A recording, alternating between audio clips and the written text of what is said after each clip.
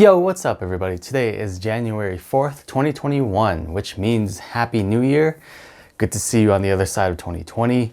Hope you had a good, fun, safe celebration. And thanks for joining me today. If you're new here, I would love it if you consider subscribing to my channel, as I'm trying to keep everybody up to date with all things pandemic, COVID assistance, COVID relief related things. And also, if you find this video helpful, please smash that like button. I'd really appreciate it. And let me know in the comments below if you have any questions or concerns about anything I talked about today. And I'll do my best to reply to your comments and answer your questions. All right, so today I'm going to be talking about the EIDL Grant or Advance and kind of what's going on here with the new relief that was just passed, whether you can apply for a second one, whether you get the full $10,000 if you already applied, and how it affects the PPP. So for you to know what's going on here, you have to understand that the New Relief Act, has actually two sections that defines how you will receive the $10,000 EIDL grant. Okay, so the first section is section 331, and it's called the Targeted EIDL Advance for Small Business Continuity, Adaptation, and Resiliency.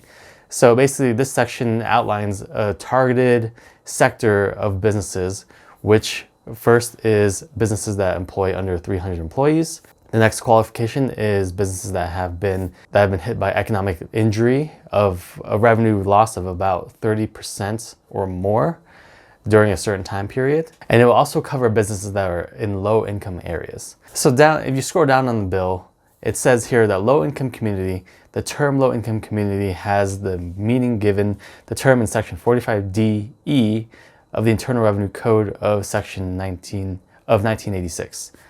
So let's jump over to section 45DE of the Internal Revenue Code. And here it says the term low income community means any population census tract if the poverty rate for such tract is at least 20%, or in the case of a tract not located within the metropolitan area, the median family income for such tract does not exceed 80% of statewide median family income, or in the case of a tract located within the metropolitan area, the median family income for such tract does not exceed 80% of the greater of the statewide median family income or the metropolitan area median family income. So a lot of words there. Basically means that if you live in a region or a county that has at least 20% poverty, then you are considered in a low income community. If you live outside the metropolitan area, then you have this other guideline here that if your metropolitan county does not exceed 80% of the statewide median income, then you are also considered a low income community.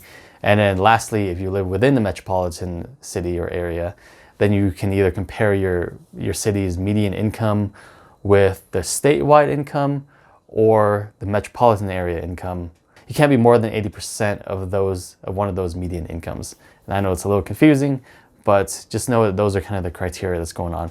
And in order to find whether or not you live in a low income community, I'll post a link down below to the census website.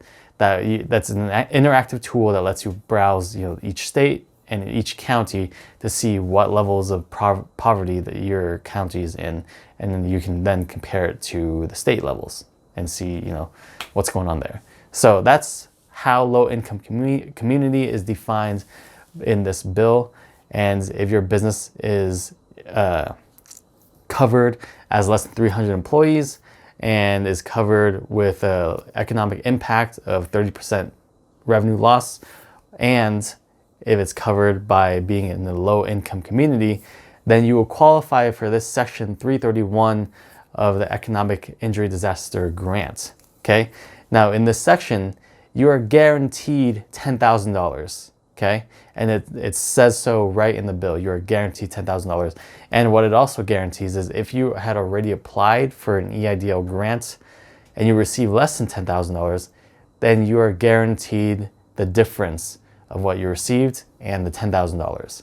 So if you're covered under section 331, pretty straightforward, you will get $10,000. Let's move on to section 332, which is a more broad and all-encompassing section if you don't qualify under section 331. So Section 332 of this bill is just called Emergency EIDL Grants, and it basically just amends a bunch of lines from the CARES Act that was passed back in March. Now, what this basically does, what the amendments, I'm not going to go through them in complete detail, but what the amendments are is that it removes the clause that states that the SBA has to fund the EIDL grant within 3 days. It's changed it to 21 days. And also there's some very technical language that it changed. For example, in the first CARES Act, there was language that says that the applicant, which is you or the business owner, can request up to $10,000, any amount up to $10,000 from the SBA. So it says that you can request that amount. Now, it doesn't say that you are obligated the full $10,000. It doesn't even say that the SBA has to pay you that amount. It just says you can request that amount. Now, this bill makes a change to the CARES Act that states whatever amount you request from the SBA as a grant, the SBA has to pay you up to $10,000, given that you qualify. This basically changes that clause saying that, yes, the SBA has to pay you now if you request the grant. There's no clarity on whether or not you can request the grant if you already received one. You know what I mean? Because Section 331, which is the first section I talked about, it clearly states that you can receive the full $10,000. It clearly states that if you already received one EIDL grant, you can request the difference, up to $10,000. But under Section 332, let's say your business does not qualify under 331, we are unsure if you can request, the difference of $10,000 versus what you received. And I'm going to go out on a limb and predict that you cannot do that if you don't qualify for Section 331. If you are applying for the EIDL grant under Section 332, I don't think that you'll get the difference of the $10,000. And one of the reasons I think that is because several of the senators and representatives' summaries of this bill only states that, low-income community businesses will receive the difference of the $10,000. So unfortunately, if you already received the grant, my prediction here and my thoughts are that you will not be able to receive the difference unless you qualify for the Section 331. So some bad news aside there, at least potential bad news, obviously I don't know for sure. We have to just wait and see how the SBA interprets this law and how they implement it. So stay tuned. I will definitely keep you guys updated on new developments there.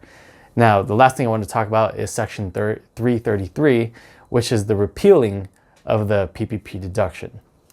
So as you know, when the CARES Act passed, it clearly stated that if you received the PPP and if you received the EIDL grant, the EIDL grant amount will reduce your PPP forgiveness by that amount.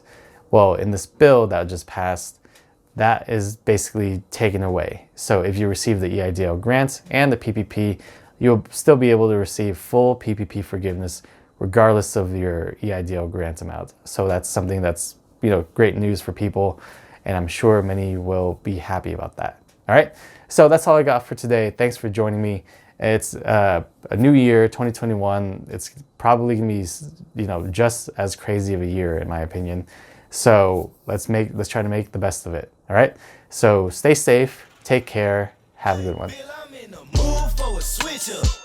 hit the function, hit the rose till I hiccup. I hit the stage and leave with money that's a sticker. She picture perfect, so I told him I'm a flicker. Bill, I'm in the mood for a change up.